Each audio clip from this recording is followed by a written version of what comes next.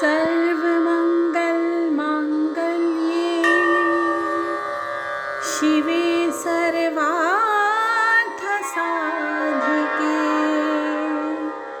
शरण्ये त्र्यम्बके गौरी नारायणी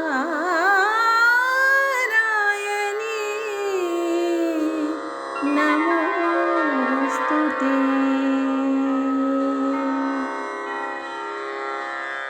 जय माँ इंद्राक्षी जय अम्बे। इंद्राक्षी धाम में दर्शकों आप सभी का हम हार्दिक स्वागत करते हैं। आज प्रथम नवरात्र है और आज से शारदीय नवरात्र प्रारंभ हो रहे हैं। ये 9 दिन भक्ति से ओतप्रोत रहने चाहिए। इन 9 दिनों में साधक जगत जननी की जितनी उपासना साधना कर सके उतना ही कम है। घर घर में भगवती का प्रारूप इस समय घूमता है। घर घर में भगवती अपना आशीष देने के लिए आतुर रहती हैं, दयालु रहती हैं। इसलिए बेटे अपने घर को बहुत शुद्ध रखना और बहुत सारी चीज़ें इस अंक में हम आपको बताने वाले हैं।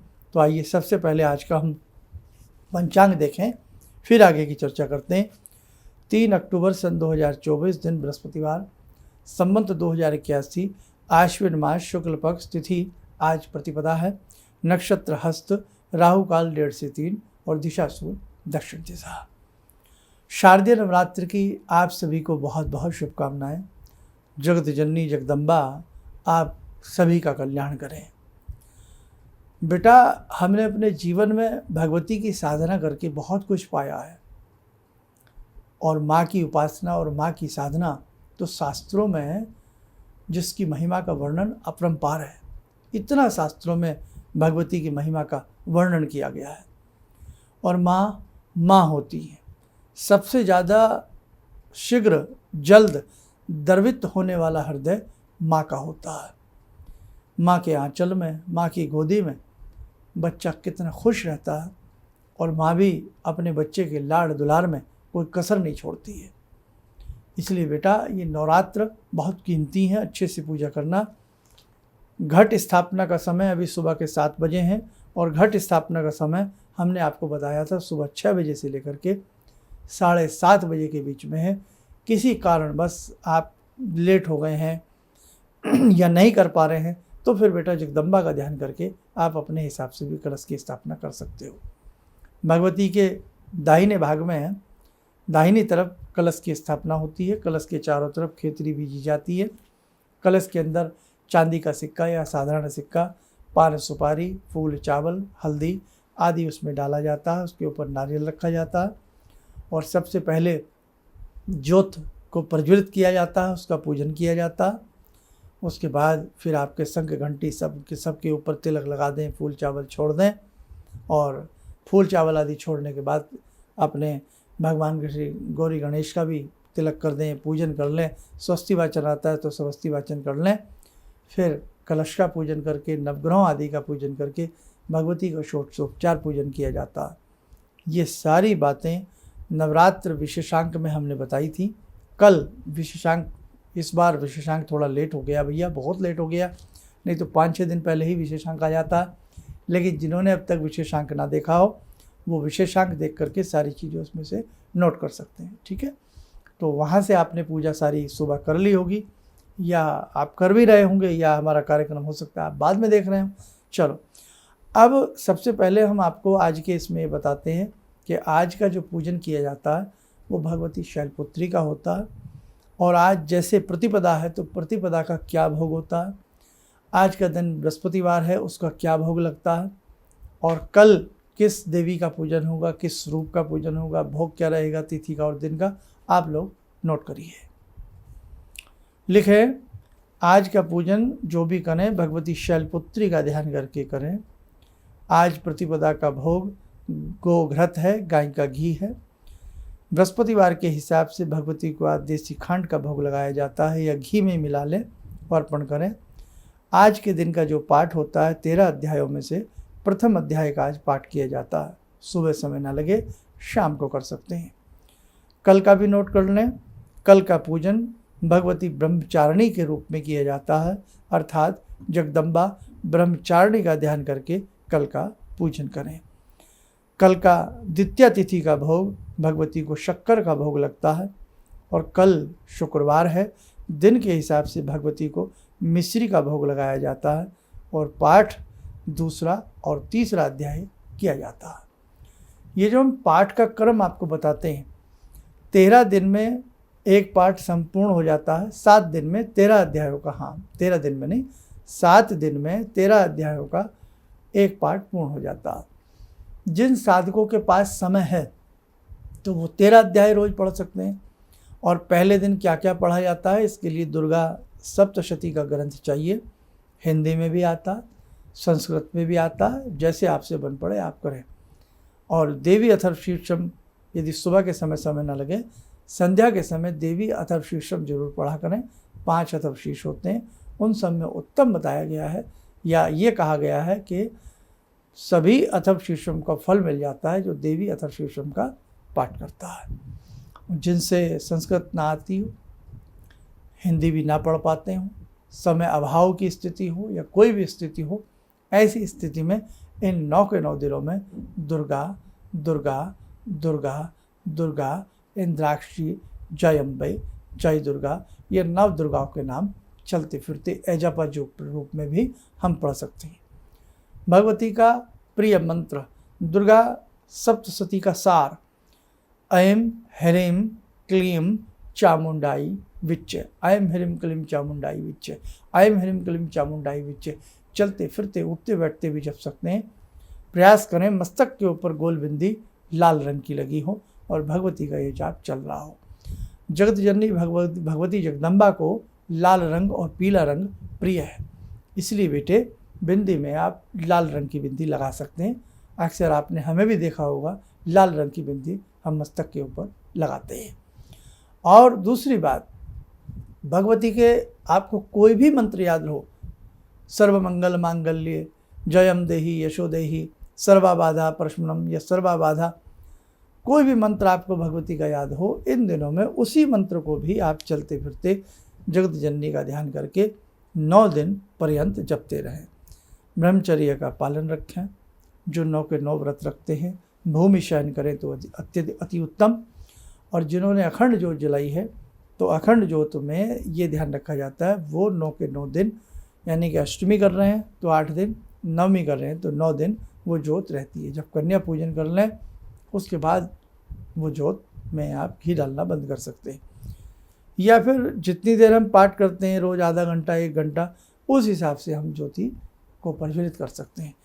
जगदम्बा ज्योति रूप में भी बसती हैं। या देवी सर्वभूतेषु ज्योति रूपेण संस्थिता नमस्तस्यै नमस्तस्यै नमस्तस्यै नमो नमः। ज्योति रूप में भी उस जगत जननी का वास होता है।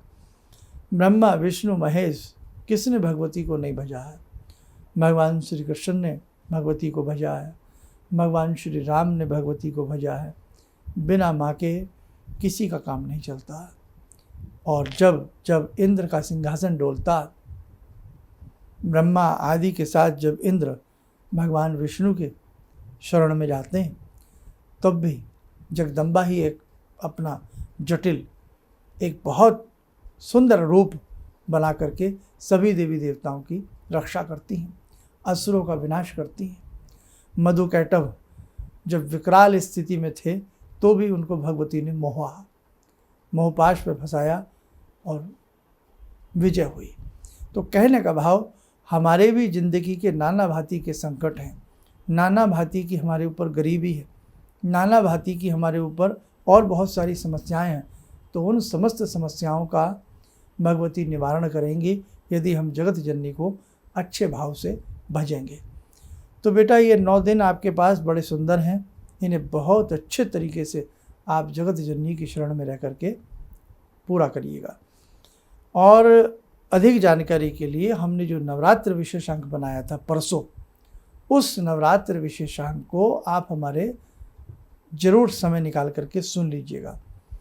अब ये जो आपने कलश रखा है, इसके चारों तरफ जो खेती हुई है, इसका क्या करते हैं? कलश के जल का क्या करते हैं? कलश के जल का क्या महात्म्य है? कलश जल में 33 कोटि देवी देवताओं का वास होता है। भगवान विष्णु भी शेषनाग की सैया के ऊपर जलमग्न रहते हैं, है ना, देखा होगा आपने। तो जल जीवन भी है, और जिस चीज़ से जीवन प्राप्त होता हो वो वास्तव में पूजा के काबिल होता है। इसलिए हिंदू शास्त्र में कोई हमारी कितनी भी मजाक उड़ाए, लेकिन उन्हें ये मालूम नहीं है कि जल जीवन है, इसलिए जीवन की पूजा की जाती है। वृक्षों से, पीपल से किस प्रकार से ऑक्सीजन प्राप्त होती है, तो क्या वो पूजनीय नहीं है? सूर्य भगवान की सप्त किरणें संसार को सुंदर बना देती हैं, अंधकार को मिटा करके प्रकाश को फैला देती हैं, तो क्या सूर्य भगवान पूजनीय नहीं है? इसलिए अपने अपने हिसाब से कोई चांद की पूजा करता है, कोई तारों की पूजा करता है, वो बात अलग है कि वो कई बार हम लोगों की मजाक बना देते हैं। इसलिए बेटे, कभी किसी की बातों में मत आना, अपने धर्म को, अपनी पूजा को बहुत अच्छे तरीके से आप करते रहना। सब अपने अपने हिसाब से अपने अपने पूजा पद्धतियों को मानते हैं, आप भी अपनी पूजा पद्धति में कोई कसर मत छोड़ना, कोई ढीलापन मत छोड़ना। ऋषियों ने ये दुर्गा सप्तशती, हमने आपने नहीं इसकी रचना की है, मार्कंडेय जी ने की है, जिन्हें लंबी आयु का वरदान प्राप्त हुआ। तो कहने का भाव, मार्कंडेय जी को नमन करते हुए आप दुर्गा सप्तशती को बेटे जरूर पढ़ा करें, दुर्गा सप्तशती जरूर अपने घर में ले आएँ, ठीक है। तो बस आज मुझे आपसे यही संदेश देना था। ये मैंने आपको इसका भोग भी बता दिया है, और कलश के जल का महत्व, ये सारी चीज़ें डे बाय डे आपके सामने विस्तार रूप से हम बताते चलेंगे। कन्या पूजन कैसे करेंगे, कढ़ाई पूजन कैसे करेंगे, अष्टमी का पूजन कैसे करेंगे, नवमी का पूजन कैसे करेंगे, और क्या कहते हैं अखंड ज्योत का क्या महात्म्य है, बहुत सारी चीज़ें आपको हमारे इन अंकों में प्रतिदिन के हिसाब से मिलेंगी, और प्रतिदिन का पाठ बताते चलेंगे। एक दिन का एडवांस बता दिया करेंगे, प्रतिदिन का भोग बताते चलेंगे, और जितना हमसे जो भी अच्छे से बन पड़ेगा आपको बताएंगे। एक संदेश देंगे, आइए उससे पहले जुड़ते हैं आज की इस ध्यान साधना में। जगत जननी मंगल करणी भगवती जगदम्बा शैलपुत्री हम सबका कल्याण करें। ॐ सिन्दूरारुणविग्रहां त्रिनयनां माणिक्यमूलस्फुरात् स्तारानायकशेखरं स्मितमुखी भापेन वाक्षोरुवां पाणिभ्यामलपूर्णरत्नचषकां रत्नोत्परां बिभ्रति सौम्यां रत्नघटस्थरक्तचरणां ध्यायेत्पराम् अम्बिकां खड्गं चक्रगदेषु चापपरिगान् शूलम्बुशोण्डिं शिरा शङ्खं संदधतीं करे स्त्रीनयनां सर्वाङ्गभूषावृतां नीलास्मद्युतिमास्य पाददशकां सेवे महाकालिकां यामास्तो स्वपितैहरो कमलजो हन्तुं मधुं कैटवं विद्युद्दामसमप्रभां मृगपते स्कन्दस्थितां भीषणां कन्या विहकरवालखेटविलसा धस्ताविरासेवितां हस्तेश्चक्रगदाशिखेटविशिखां चापं गुणं तर्जनीं विप्राणामलिलात्मिकां शशिधरां दुर्गां त्रिनेत्रां भजे। कवच बना लें, ध्यान करें, भगवती का सुवासीस हम सब के ऊपर बरस रहा है।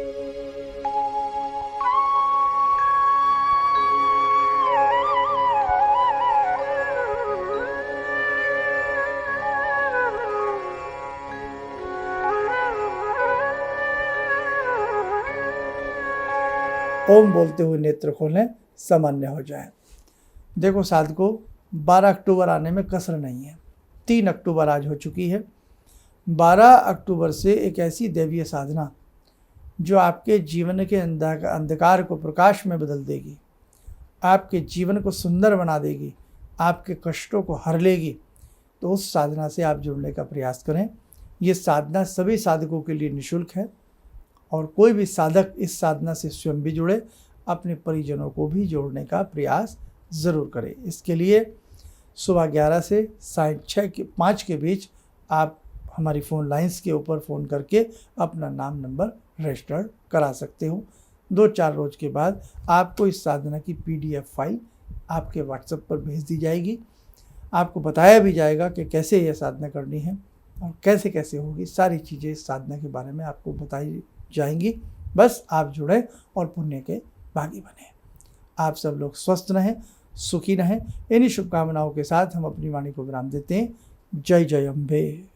जितने भी आध्यात्मिक शिविर गुरु जी कर रहे हैं, ये सबके जन कल्याण हेतु कर रहे हैं और इससे सभी को फायदा हो रहा है। अब परेशानियां तो जीवन से लगी हुई हैं, यदि हम आध्यात्म की ओर, भगवान की भक्ति की ओर बढ़कर यदि जीवन में परेशानी उठाकर कुछ पा सकते हैं तो ये तो गुरु जी की बहुत बड़ी उपलब्धि हमको मिल रही है। और गुरु जी इसी तरह से आध्यात्मिक शिविर करते रहें और हम सब इसी तरह से आते रहें, शामिल होते रहें और जितना हो सकता है गुरु जी के बताए मार्ग के अनुसार हम चलते रहें तो हमारे जितने भी संकट, जीवन की जितनी परेशानियाँ सब कटेंगी।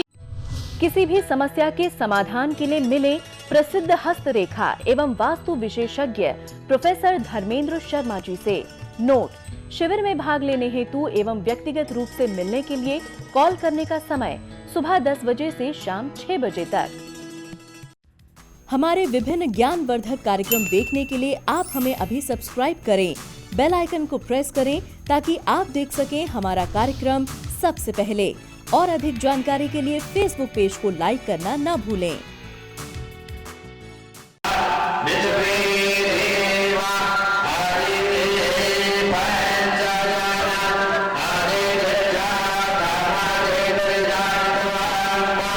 Yo